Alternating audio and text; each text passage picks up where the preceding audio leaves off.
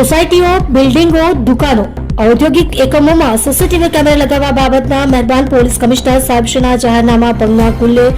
5 કેસો શોધી કાઢતી સુરત શહેર સચિન પોલીસ મહેરબાન પોલીસ કમિશનર સાહેબશ્રી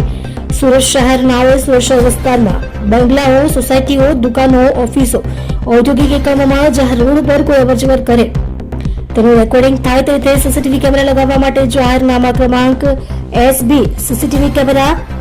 22/2026 તારીખ 4/3/2026 ના કલાક 12 થી તારીખ 2/5/2026 ના કલાક 24 સુધીનું જાહેરનામું બહાર પાડેલ હોય જેનું યોગ્ય રીતે પાલન થાય તથા જાહેરનામાનો ભંગ કરનાર વ્યક્તિઓ વિરુદ્ધ કાયદેસરની કાર્યવાહી કરવા અંગે આજરોજ મહેરબાન પોલીસ કમિશનર સાહેબશ્રી તથા સંયુક્ત પોલીસ કમિશનર સેક્ટર 2 સાહેબશ્રી તથા નાયબ પોલીસ કમિશનર ઝોન 6 સાહેબશ્રી તથા મદદનીશ પોલીસ કમિશનર I ડિવિઝન